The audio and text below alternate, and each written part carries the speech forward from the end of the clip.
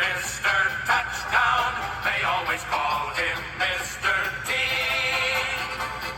All right, welcome back, college football fans, to the only channel where we examine, discuss, celebrate, and honor all things college football across the entire college football landscape, right here on the Touchdown Black and Gold vlog. I am your usual host, Blair Parks, and it is great to be here with you once again. Thank you very much. I love you. You're a great crowd. I would say it's great to be back here with you, and I'm telling you, if you are going to choose to watch or listen to just one episode this entire season here on the Touchdown Black and Gold vlog, you're in luck, because that is this episode absolutely that I'm about to drop and unveil on you. This is my big show, my biggest episode of the season, where today I will share with you my Power 4 conference predictions.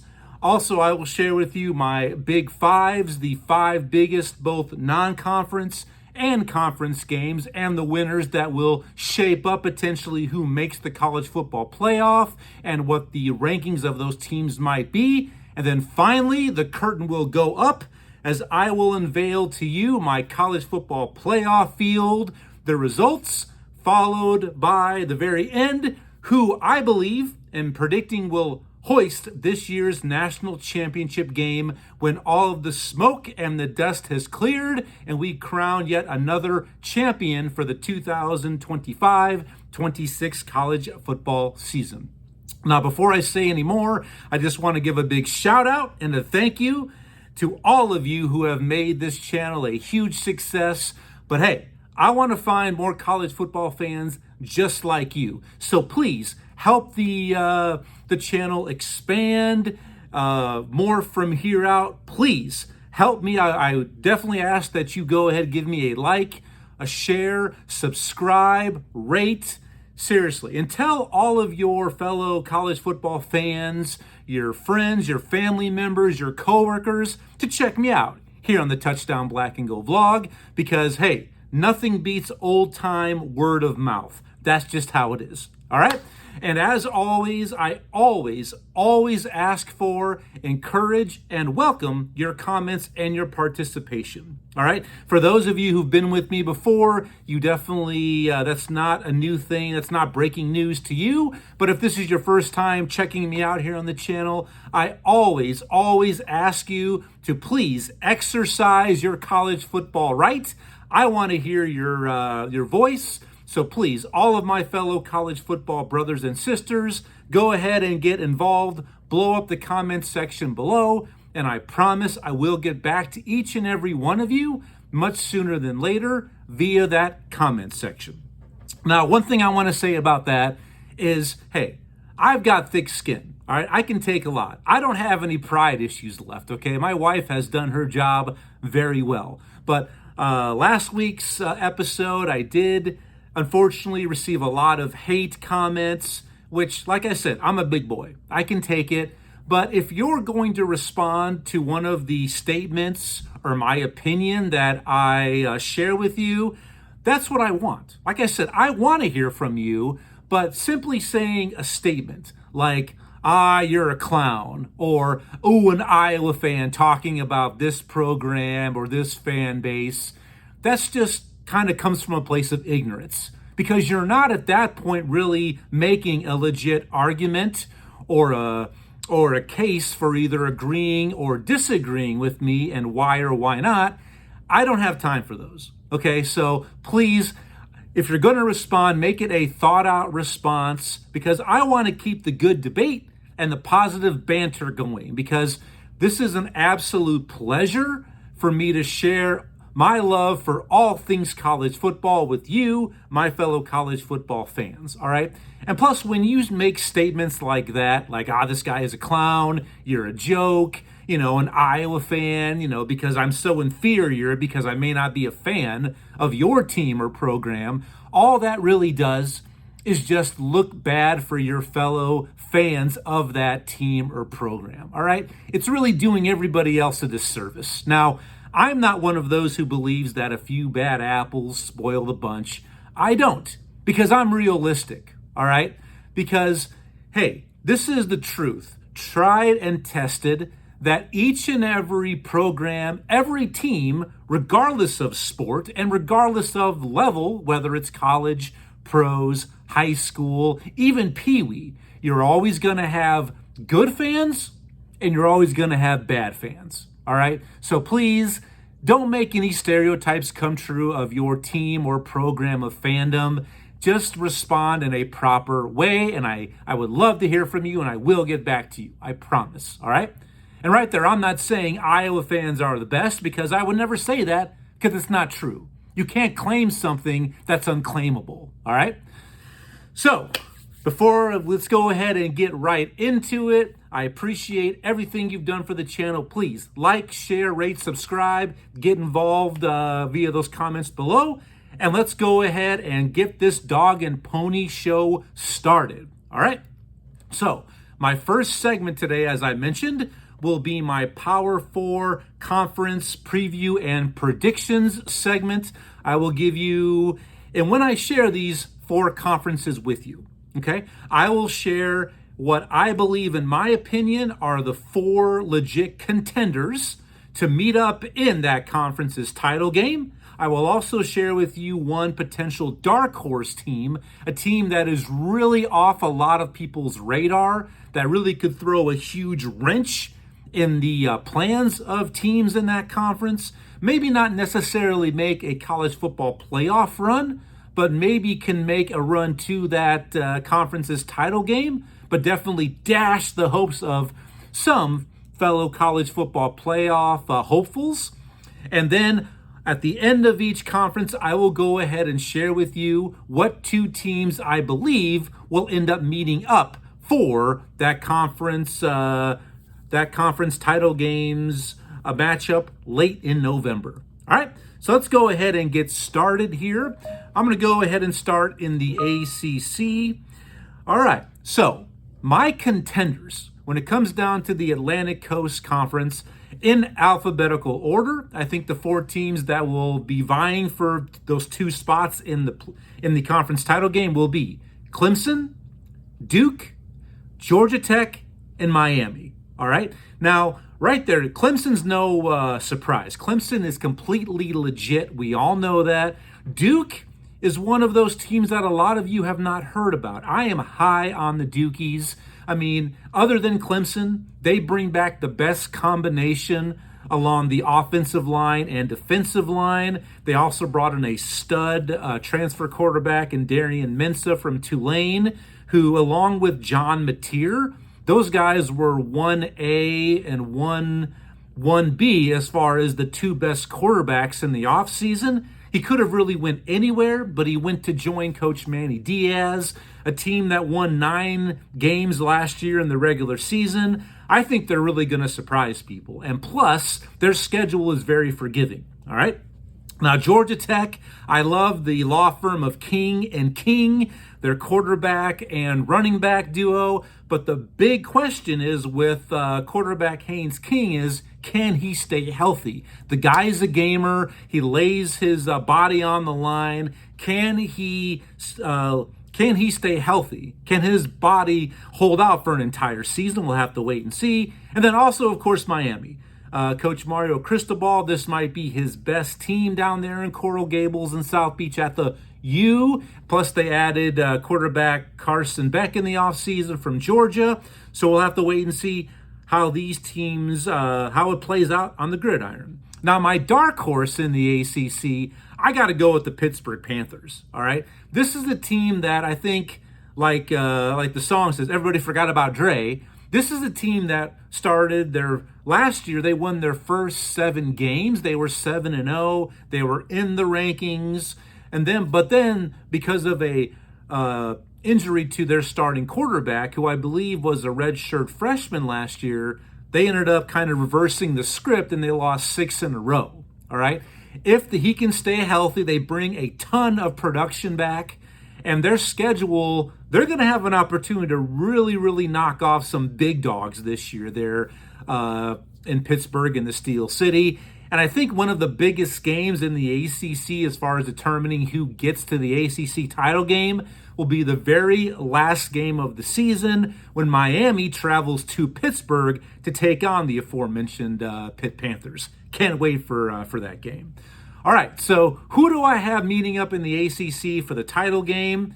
I've got Clemson and Duke. That's right. I think Duke will come out of it. Their schedule, they do travel to Death Valley to take on Clemson in the regular season, but there are no plays. They don't have Miami or SMU, I believe. So their schedule sets up very well for them. And I think they will, via tiebreakers, find a way to get into the ACC title game. All right. Now, some teams you might find that are missing, SMU, they are ranked in both the AP and the coaches poll, but I don't think they have a lot of staying power from last season. They'll be a very good team, but I don't see them replicating that in the ACC this season. Or in Louisville as well. We know Coach Braum is a offensive genius. Us Hawkeye fans, we know that better than anyone from his time at Purdue, how he just would torch us every year. But I think because they're basically replacing everybody on the offensive and defensive line and in the defensive secondary, I think they're really going to struggle a little bit. All right. So that's how I see the ACC playing out. Please let me know what you think about the Atlantic Coast Conference in those comments below. Appreciate it. Can't wait to hear from you ACC fans out there. All right, let's move on now to the Big 12. Now, I'm going to say this right now out of the gate. The Big 12 absolutely will be the deepest, or actually not the deepest, but it will be the most competitive conference this season, all right? Another conference will be the deepest, but the Big 12 will absolutely be the most competitive. Now, there is similarities between deepest and most competitive, but there are definitely similarities and differences, okay? Because I think there's up to 6 teams in the Big 12 that can meet up in the Big 12 title game when push comes to shove. It's going to be a great conference to watch. It's going to be must-see TV, and I think that race is absolutely going to come down to the last week of the season, and it's really going to start week 0, a week from Saturday, across the pond. Farmageddon comes to Ireland between Iowa State and Kansas State. Can't wait for that week 0 matchup, all right? Can't believe college football is nigh. Hallelujah. Anyway, let's get back to the Big 12. All right, so the 4 contenders that I believe are going to be vying for the 2 spots in the Big 12 title game in alphabetical order once again, the Baylor Bears. I like the Iowa State Cyclones. I'm sorry, Hawkeye fans. I know some of you just got sick in your mouth, but I do like this Iowa State squad, along with Texas Tech and Utah. Those are my 4 legit contenders. Now, Baylor, they bring back, I believe, 14 starters from last year's team that they won their last 5 or 6 games in a row. They're hotter than Texas chili coming into this season. And their no plays, it's set up beautifully for the Baylor Bears, all right? Iowa State, they have to replace their entire receiver core, 2 guys off to the NFL. But, hey, the entire offensive line comes back. Their tight ends, quarterback Rocco Becht comes back. I think they're going to be a great team. Texas Tech, the team that spent buku bucks in the transfer portal. They're locked and loaded down there in Lubbock. They're expecting huge things. I think if they simply go 9-3 this season, I think it'll be seen as a huge disappointment for a lot of fans of the Texas Tech Raiders. But we'll have to wait and see what plays out. And Utah, Coach Kyle Whittingham, one of the best in the business. They had a rough season last year, really because of the continued injury bug to then quarterback Cam Rising. But because he missed a legitimate amount of time, they got a lot of reps, a lot of playing time. They're very deep. They return a lot of that experience, and they have a lot of the contenders at home up there in Rice-Eccles Stadium there in Salt Lake City. So I definitely think Utah is going to be a team that's going to let their presence be known very early. Now, my dark horse in the Big 12, I got to go with the Horned Frogs of TCU. I think this is a team, their quarterback, I believe it's Hoover.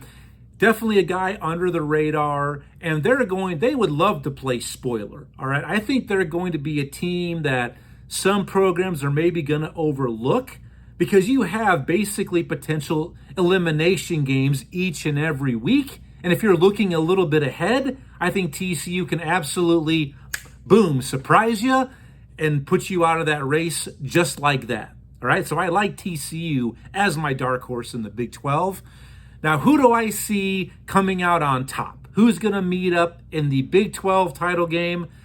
I've got the Baylor Bears versus the Iowa State Cyclones. I think these two teams, they just got what it takes. They will find ways because of what they return and their schedule. I mean, the unbalanced scheduling is something that's really going to affect every conference now, especially after the last couple of years of expansion. But Baylor and Iowa State absolutely are going to be the beneficiaries of that. Now, one team that's missing, Arizona State, the defending Big 12 champions. They're ranked number 11 in the AP poll. I think they should have been a top 10 team myself, but I think their schedule is just too daunting. They play everybody, and most of those everybody's are on the road, and I just think without stud running back, Mr. Everything, the man himself, Cam Skattebo, I just think they're going to have problems replicating last year's success. All right? So that's how I see the Big 12 playing out. And also Kansas State, I just don't think they've got too many question marks, all right, when the fewest question marks are going to be with Baylor and Iowa State in the Big 12. All right, so Big 12 fans, let me know what you think. Blow up the comments below. Like, share, rate, subscribe. Can't wait to hear from you. Let's move on to my conference, the Big 10.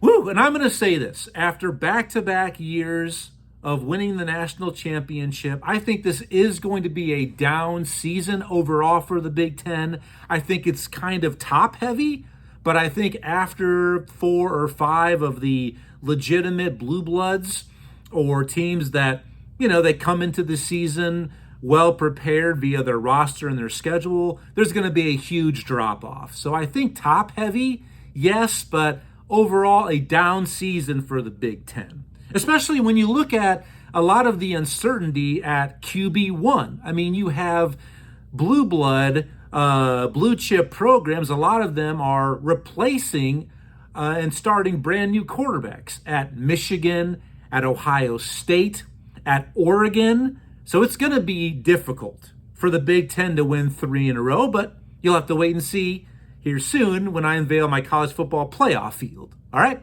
so the 4 contenders I have in the Big Ten in alphabetical order, I've got the Illinois Fighting Illini, the Ohio State Buckeyes, the Oregon Ducks, and the Penn State Nittany Lions. So really it's chalk. Those are the 4 highest ranked teams via the polls in the Big Ten, and I think they are the 4 best teams with a lot of separation. Maybe Michigan, but we'll have to wait and see. Starting a freshman quarterback like they probably will, there's going to be some growing pains. All right? So Illinois brings back some of the, I think they're tied with Penn State for the most returning starters and production. I mean, they're expecting big things from Coach Bert Bielema up there in Champaign this season after a 10-win campaign last year. Ohio State's Ohio State. I mean, we know what they can do recruit-wise at the next level. I mean, they have talent aplenty, all the Jimmies and Joes, but some of their units maybe a little bit unproven talent. We'll have to wait and see. Same thing with Oregon, just like Ohio State. We know what they are, who they are, but are they able to replace some of the stars from last year's team? And Penn State, and the team that most everybody does say they may not be ranked number 1, but probably they are the best, most balanced team heading into the season. A lot of guys returning, high expectations there for Coach James Franklin and Happy Valley. We'll have to wait and see how they play out. All right. Now, my dark horse in the Big Ten, I got to roll with, I'm looking to the West Coast. I'm going back to Cali. I got to say the USC Trojans. I mean, Lincoln Riley, I think this is the year to where they get to 8, maybe 9 wins. Their schedule sets up very well for them, but I think they just have too much talent. I mean, USC is USC. It's one of the 10 best jobs and programs in the nation. You're in Southern California, recruit rich. You have every bell and whistle. You have a strong alumni base that's going to support you. I think USC potentially could rise to be one of those 4 contenders. So look out for USC this season. So who do I see in the Big Ten title game? I've got a rematch from last year. I think Oregon will match up with Penn State, and the winner of that will hoist the Big Ten trophy. I think Ohio State's going to have a couple losses. Illinois, their schedule sets up so beautifully for them. A lot of people have called them this year's Indiana because of their schedule, but also what they return. I mean, their 2 hardest games, well, 2 of their 3 hardest games are in Champaign-Urbana, Ohio State and USC, but they have to go on the road to Indiana to knock off the aforementioned Indiana Hoosiers and Coach Curt Cignetti with the super swag that he brings, all right? So we'll have to wait and see what plays out, but that's why I like in the Big Ten, the title game, Oregon, Penn State. Big Ten fans, let me know what you think below. Blow it up. Can't wait to hear from you, and we'll see how it plays out. All right, let's move on now to the mighty SEC, and this is the deepest conference this season. And that really is shown via the polls when 10 out of the 25 teams in the AP poll represent the Southeast Conference. Now, some of those I think shouldn't be ranked, and at the end of the season, some of them will not necessarily maybe because of the talent, but also just the schedule. And plus we see this year in, year out, a lot of these rankings are still beauty contest, a beauty pageant. Let's reward teams from what they did last year. But the SEC absolutely will be the deepest conference, and the Big 12 will be the most competitive. All right? So there is a ton of things that could happen this year in the SEC, but this is who I see as the 4 biggest contenders in the conference in alphabetical order. I've got the Alabama Crimson Tide, the Georgia Bulldogs, the LSU Tigers, and the Texas Longhorns. All right? Missing is Ole Miss. I mean, they're ranked, but they only have, 5 returning starters. They got a tough schedule. It's going to be difficult for Ole Miss. Tennessee, they're ranked. I don't know if they should be because they lost prize quarterback Nico Lamaviala late in the transfer portal window. He's now returned to the West Coast in Southern California. Will now be at the helm, QB1 of UCLA. So there's a lot of things. Texas A&M, USC, South Carolina, both are highly ranked, but their schedules, the SEC scheduling office did not do those teams any service or any benefit at all. All right, they did not do them any sort of, hey, can you just do me a solid here? They didn't. All right. So the dark horse, I think, in the SEC, a team that's also ranked, and I think they're going to be a much improved team, maybe potentially could get into the college football playoff discussion, but I'm looking at the Oklahoma Sooners. I mean, they bring in John Mateer, stud numbers, yes, at Washington State, so maybe not against great competition, but that still is basically a Power 4 type program. I mean, he's a huge upgrade from Jackson Arnold, last year's quarterback. They bring in running back Jaden Ott from Cal, a guy who put up huge numbers as well. And plus, there's no way their offensive line is going to give up 50 sacks again this season, and they're not going to lose their top 5 wide receivers in the first quarter of the season. So I think Oklahoma really can shock a couple teams or play that spoiler role in the SEC. All right, so who do I have in the title game matchup in the SEC? I think it kind of returns to chalk. The 2 teams most recently who have shared the most recent best results and stardom. I've got Alabama hooking up with Georgia. See what I did there, Texas fans? I almost said it. But I've got Alabama and Georgia facing off for the SEC title game. All right. LSU, I think, will be also very good. I mean, Brian Kelly has got to get it done. He's bringing back who I believe is the best quarterback in the nation, and Garrett Nussmeier. And we all know the Texas machine, what they have coming back. Talent all over the field at all of these units. But like Ohio State, a lot of this talent is unproven, not a lot of experience or reps. And if you haven't heard, they've got Arch Manning now. Archmania will be coming to a TV near you. Can he live up to the preseason hype? The odds-on betting favorite to win this year's Heisman Trophy, even though there's a lot of unknown. I mean, he really hasn't proven a lot. He's made 2 starts, but granted, against ULM, the Warhawks, and last year against Mississippi State, who was 2-10, 0 in SEC play. So will that come to fruition? Time will tell. All right. So that's how I see it. SEC fans, I know you're going to hit me up. Feel free, go ahead, comment below. I can't wait to hear from you. Like, share, rate, subscribe, comment, and thanks for all you do. So that wraps up my Power 4 conference predictions and previews. Let me know what you think about that. All right. Now, moving into my next segment, my big fives. All right. Okay. So my 5 biggest, both non-conference and conference games during the season, and why I think they're so large is that these 5 games will really set up, ultimately, potentially, who makes the college football playoff, but also will kind of go a long way into overall seeding. I'm not saying that both teams involved in some of these games, only one of the 2 will make the playoff. I'm not saying that, but I'm saying potentially, the winner could advance, or the winner is going to be seeded higher. So these what I have as my top 5 biggest both non-conference and conference games setting up the college football playoff field and rankings. All right, so let's go and move into segment 2. Let me get a quick swig of water. All right. And thank you for all you do, your continued support, your time, your attention. I hope you're enjoying the episode, because I absolutely am.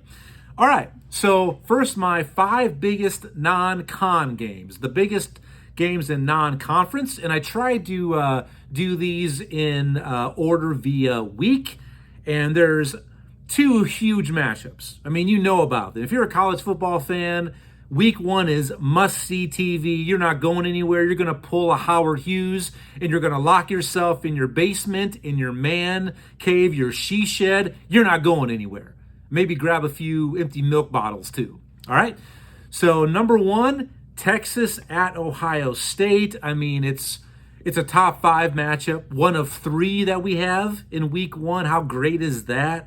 I think overall the winner of this game will be Ohio State. I mean, I think this will be a close game. Ohio State is breaking in a new quarterback. They haven't even named a starting quarterback yet, but I think it's at home in the Horseshoe. I think if it's in Austin, I like the Horns to win. Or if I think it's maybe later in the season, maybe I would have Texas. But week 1, Arch Manning making his first real start against a real team on the road. Wow, it's going to be a great game, but I like Ohio State in that one. Also, my second game in the opening week, the Battle of Death Valleys, the Battle of the Tigers. LSU travels to Clemson, the second of those 3 top 10 matchups. I like Clemson at home. I really like this team. They return a lot of production, a lot of experience, a lot of depth, and it's at home. It's going to be a great game to watch, but I just like Clemson at home in Death Valley East to get it done. Now, week 2, I love this matchup, and I love what the Baylor Bears did in their non-conference schedule. Week 2, Baylor travels to SMU, a ranked SMU squad that will be very solid, I believe, in this year's battle for the Iron Skillet. You got to love trophy and rivalry games, but I like Baylor to go on the road and make a statement, and I think they will defeat SMU. And in week 1, Baylor on a Friday night hosts Auburn. I mean, Baylor also plays 9 conference games, and they play 2, not 1, but 2 fellow Power 4 teams in non-con, Auburn and at SMU. I mean, kudos and hats off to the AD down there at Baylor. That's how you do it, and I think that definitely is going to earn them positive points, potentially for a college football playoff berth. Have to wait and find out. Also in week 2, I mean, a game that's close to my heart and to everybody back home in the state of Iowa. I currently reside in the Show Me state of Missouri, but this year's battle for the Cy-Hawk, Iowa travels to Ames to Jack Trice to take on the Iowa State Cyclones. Iowa has won on the road at Jack Trice every time since 2011, but I'm sorry, Hawk fans. I love this Iowa State team.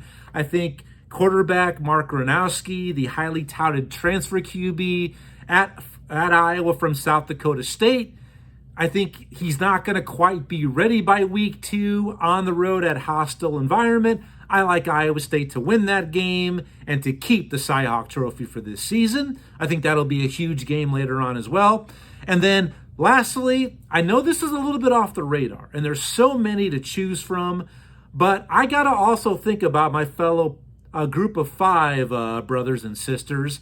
Boise State, the Broncos, who to me really have ascended out of the group of 5 ranks. To me, they are a Power 4 level team. All of their history, their success. I mean, they made the CFP field last year.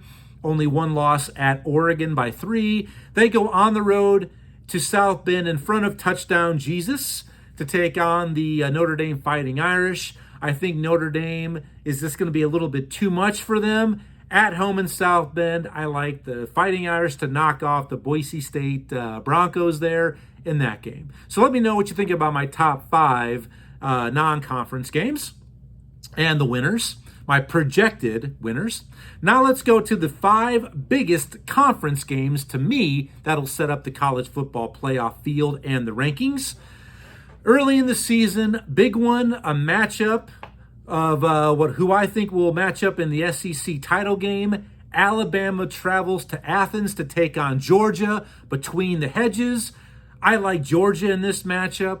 All right, I do. I think the Bulldogs get it done in a great game, but they will rematch later in the year.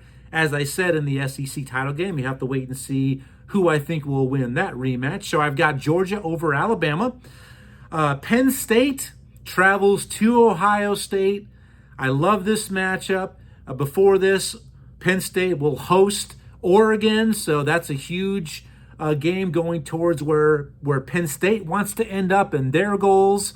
But I think Penn State actually exercises demons against Ohio State, and I think they will go on the road. I like Penn State to knock off the Buckeyes in Columbus, all right?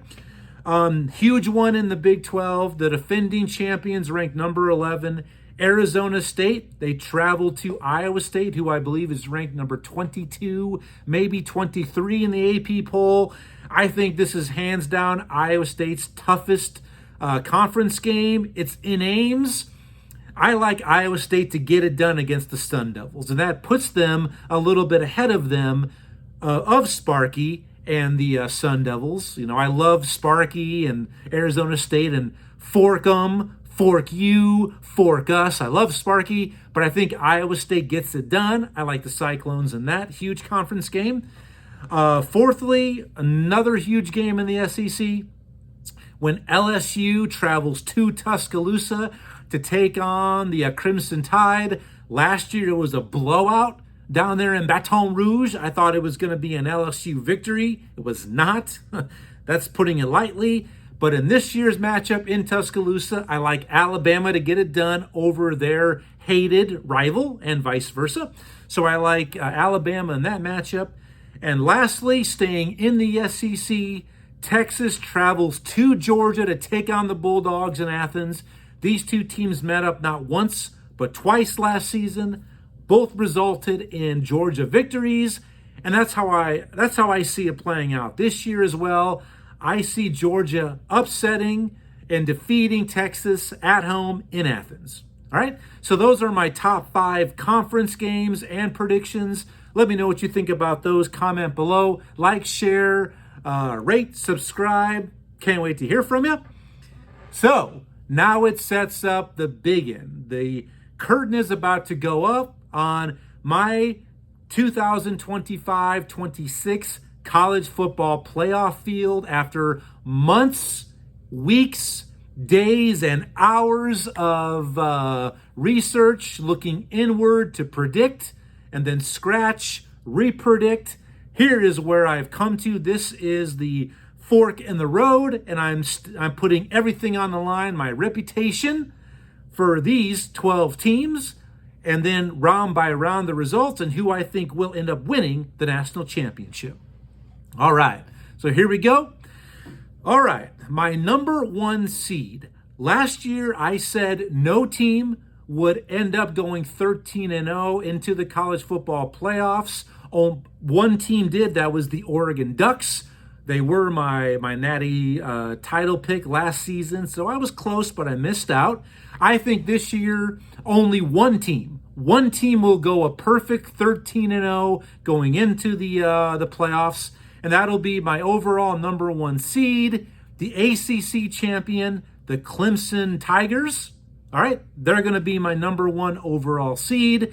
Number 2 seed, all right, I think they will have at least one loss, and I think it will actually come against my Hawkeyes in Kinnick Stadium. I like the Big Ten champion, Penn State Nittany Lions, to be the number 2 seed in this year's college football playoff. And those 2 teams, to me, they are the best 2 teams heading into the season. Does that mean I think they will be there at the end? Not saying that. You've got to just hold on a little bit and you'll see. But the last 2 national champions, Michigan and Ohio State, what has been the deciding factor? It has been roster depth, experience, and program continuity and familiarity. And these 2 teams, Clemson and Penn State, they bring back the most of all, and I think that gives them the edge at least to be considered and identified as the 2 best teams. All right? My number 3 seed for the college football playoffs, the SEC champion, I like them to win the return rematch from early in the regular season. I like Alabama to win the SEC title and then claim that number 3 seed in the playoffs. And then number 4, the last team I think that will earn a first round bye. I think they will have one loss, and it might be potentially opening week, the 3rd of the 3 top 10 matchups. I like the Notre Dame Fighting Irish to at least have one loss and earn that number 4 seed and earn the first round bye. That's my top 4 for the playoffs. Let me know what you think about the top 4. Now let's go through our teams 5 through 12 and my at-larges. I think my first at-large, number 5, will be the SEC runner-up. I like the Georgia Bulldogs, number 5. Number 6, I like them to win the Big 12 title. I'm going with the Baylor Bears because I think they will blitzkrieg through the Big 12. Will pick up, I think, a loss, maybe 2. But they will at least have one big win in non-conference, either over Auburn or SMU, or maybe over both. And I think non-conference, you have to have a quality victory that sets you apart. You have to give your profile, your team, as much ammunition as you can these days. And I think non-conference is where it's at. All right. And I think Baylor will do exactly that. I like them to be the 6th seed. Number 7, a team I really like. I like number 7 at large out of the SEC. I like the LSU Tigers, my number 7 seed.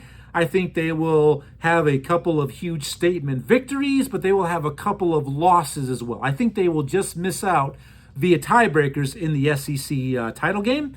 Number 8, the team I think that will face off against Penn State. I mentioned it. I like the Oregon Ducks at large out of the Big Ten to have at least, I think they'll have 3 losses with that Big Ten title game loss. I think they will be the number 8 seed at large out of the Big Ten. Number 9. Now, number 9 and 10 was a little bit difficult, but then it wasn't, because how I see it playing out in week 1, Number 9, at large from the Big Ten, I've got the Ohio State Buckeyes, the defending champions. I think they will have at least 2 losses in Big Ten conference play, just like they did last season.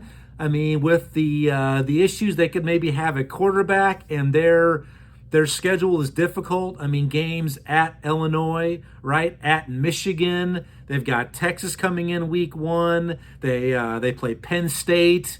I mean, it's going to be also a very, very tough environment. Ohio State travels to Seattle to take on the Huskies, and you know that fans in Seattle are off the chain. So I think Ohio State will be an at-large number 9 this year. And I think number 10 will be the Texas Longhorns. I think they will be behind Ohio State because I predict Ohio State will beat them head-to-head. Even though Ohio State might have an overall better record, or if they have the same record, I think Texas will have 3 losses. You can't have Ohio State ahead of them if they do, in fact, indeed, beat them head-to-head. You can't. You can't do that. Because head-to-head, I think, matters most when it comes down to it. All right? Number 11, I think the Big 12 gets 2 teams in this year, guys. I do. They're going to be so competitive. I like the runner-up in the Big 12 title game to get in at the 11 seed. And that's right, that's the Iowa State Cyclones. I'm sorry, Hawk fans. I get it. Maybe I just lost a couple of subscribers. I'm probably going to get some comments from the black and gold fans out there. But first and foremost, I'm a college football fan. I love my black and gold. That's obvious, but I'm a college football fan. And sometimes I end up listening to my head instead of my heart, and I love this Iowa State team. All right? Now, number 12, representing the group of 5, I know Boise State is pretty much everybody's representative right now, and I do not have them. I have the Navy midshipmen. I think Navy will ultimately get that nod to represent the group of 5. I think they will be the American Athletic Champion. Boise State and Navy, it's really kind of compelling. They both play Notre Dame. I already shared that with you. Boise State travels to South Bend, and I think Navy and Notre Dame play at a neutral site on the East Coast. But I think it comes down to who has a better showing. But I think Boise State will have a loss somewhere in non-conference. Maybe week 1, Friday at 5:30 local time, they travel to South Florida. The Bulls have a very good team, a lot of roster depth and experience. It's going to be hot and humid, but Boise State has traveled to the Sunshine State and knocked off a Florida team. Willie Taggart's second year, they did travel to Doak Walker and knocked off the Seminoles in Tallahassee. So I think Boise State will pick up a second loss someplace, whether non-con or maybe against UNLV or maybe in the Mountain West title game against a very, very good San Jose Spartan team. This is Sparta, all right? So I like Navy to be my 12th seed representing the group of 5 this year. All right, so let me know what you think about my rankings. Now let's move in. Is there a team maybe you think should be removed or added? Or, hey, I think you have this team's ranking too high, too low. Let me know what you think below via those comments. Now let's move on to the matchups. When they meet up, the first round of the college football playoffs, I have number 5, Georgia, defeating number 12, Navy. I like number 6, Baylor, to defeat number 11, Iowa State in a rematch from the Big 12 championship game. I think Baylor will defeat them twice. I like number 7, LSU, to defeat number 10, fellow SEC participant, Texas, the Longhorns. So I like the Tigers to advance in that 7-10 matchup.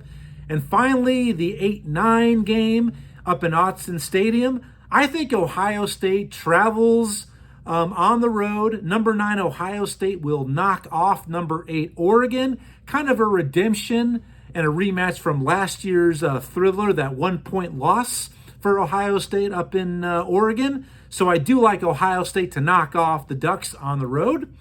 Now the quarterfinal round of the college football playoffs. Number 4 versus number 5, Notre Dame and Georgia. I think Georgia just has a little bit too much for Notre Dame. I like number 5 Georgia to defeat the Fighting Irish in this matchup.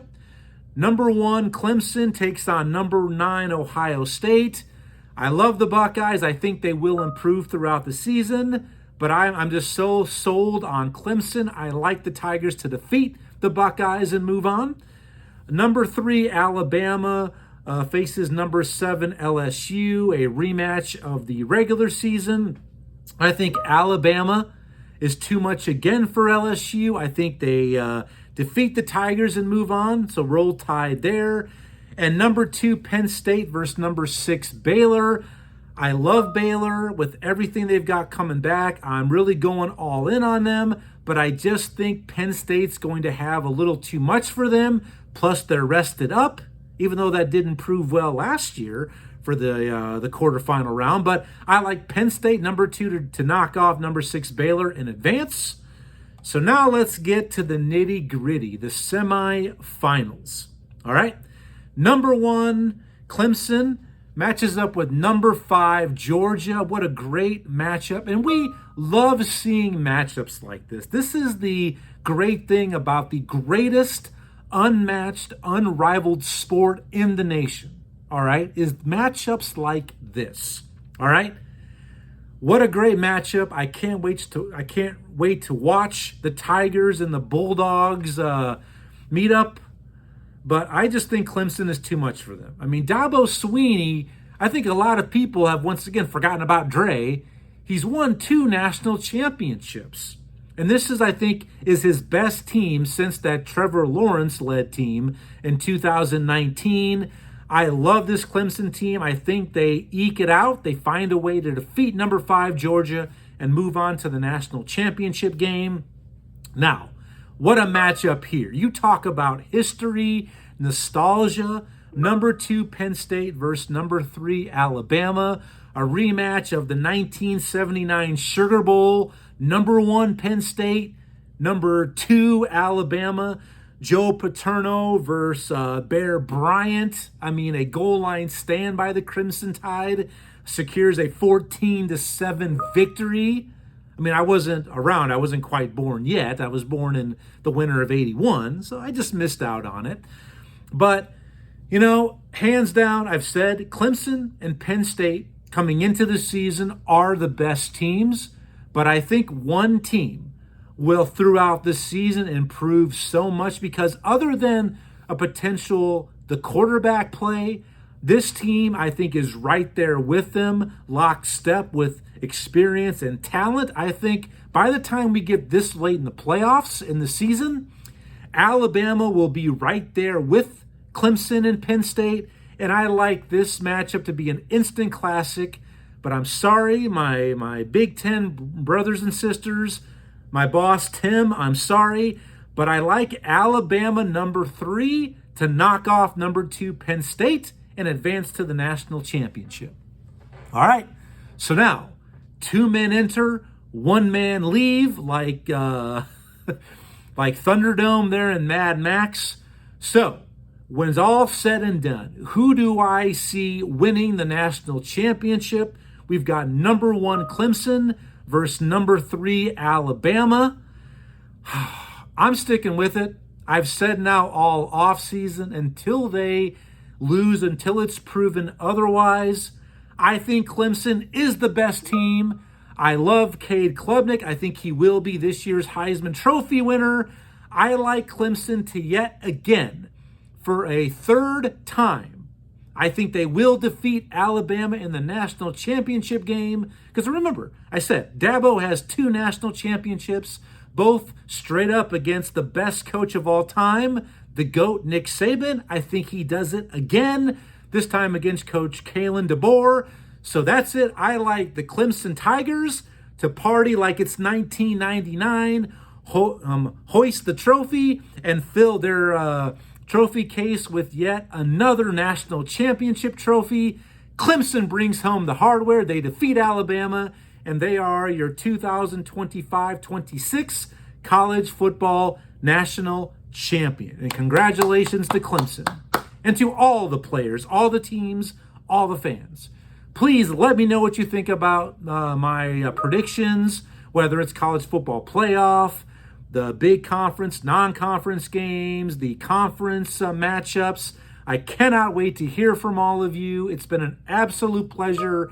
Hands down, one of, if not my favorite episode I do each and every year here on the Touchdown Black and Gold vlog. But please, let's continue to spread the word. I want to find more college football fans just like you. So please like, share, click that notification button, that subscribe button, so you'll be told when my new episodes upload. And I cannot wait to hear from you. Please comment the hell out of this. Next week, I will be back. Next week is all about and all for my fellow Black and Gold fans. It is my 2025-26 Iowa Hawkeye preview and predictions episode. So Iowa fans, you don't want to miss it. I know you won't, because I think overall it's going to be a solid season. Maybe not a great season, but that's all I'm going to say at this point. So until next week, enjoy the rest of your work week. For the kids who are returning back to school this week or next week, enjoy it. Peace, prosperity, enjoy your weekend, and I'll see you next week right here on the Touchdown Black and Gold vlog. And as always, go Hawks. See you next week. Bye-bye.